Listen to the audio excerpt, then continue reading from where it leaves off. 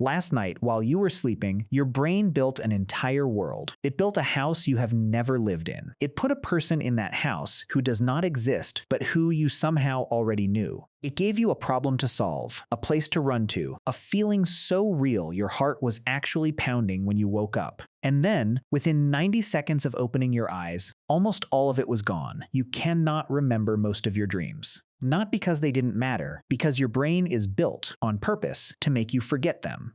Every single night, for roughly 2 hours, your brain disconnects from the world and runs a fully rendered simulation.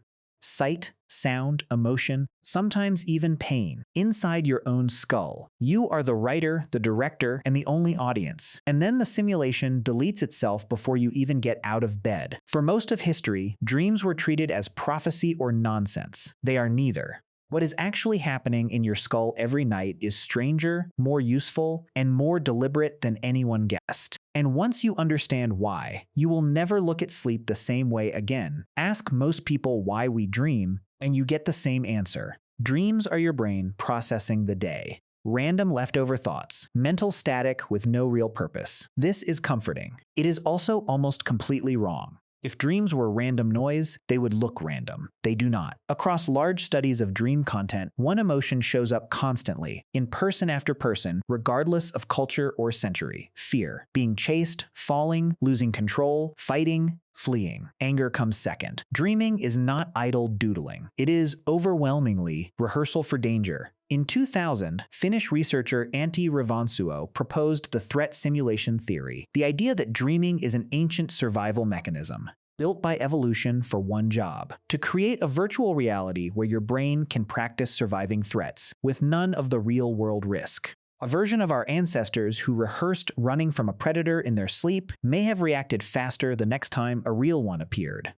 The dream was not nonsense. It was a fire drill, but threat rehearsal is only half the story. There is a second system running every night, and it has almost nothing to do with danger. It has to do with deleting your own memories on purpose. During REM sleep, the stage where most vivid dreaming happens, large parts of your brain become almost as electrically active as when you're awake. Your visual cortex lights up. In every sense that matters to your brain, you are having an experience. It simply isn't real. In 2019, researchers funded by the National Institutes of Health found something remarkable buried deep in the hypothalamus, a cluster of neurons that produce a hormone called MCH. These neurons fire specifically during REM sleep, exactly when you dream. When scientists activated them in mice, memory got worse. When they switched them off, memory improved. The neurons send a direct signal to the brain's memory filing system, and the signal doesn't say, "save this." It says, "let this go." At the same time, a chemical called norepinephrine, essential for locking memories into long-term storage, drops to almost nothing during REM sleep. That creates a narrow window, often just 30 seconds to 5 minutes after waking, where a dream can still be caught before the chemistry for remembering it disappears completely. So your brain isn't failing to remember your dreams. It built a system whose entire job is to generate an experience, and then make sure you can't keep it. Why would evolution build something this elaborate, just to throw it away? Here is the idea that changes everything. The forgetting might be the entire point. Some of the same researchers who found the forgetting circuit believe the brain may dream specifically in order to forget, not the day, but the dream itself, clearing out emotionally loaded material that would otherwise clutter the systems you need for real memory and real decisions the next day. There is evidence dreaming helps process emotional memories overnight, returning something that felt sharp and overwhelming the night before, with some of its intensity quietly stripped away by morning. Put the two systems together. One part of your dreaming brain is a threat simulator, rehearsing danger convincingly.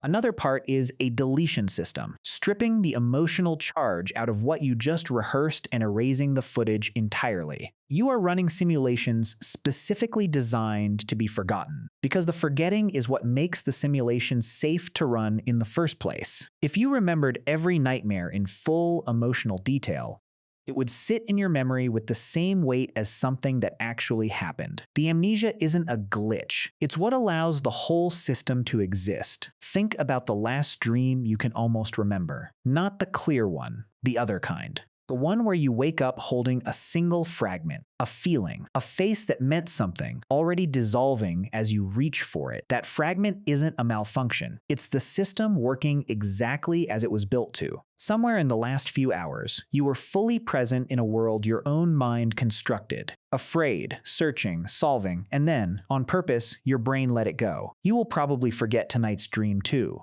But that isn't loss. That was the deal from the beginning. The simulation runs so you can rehearse being human somewhere nothing can actually hurt you. The forgetting is not the cost of that gift. The forgetting is the gift.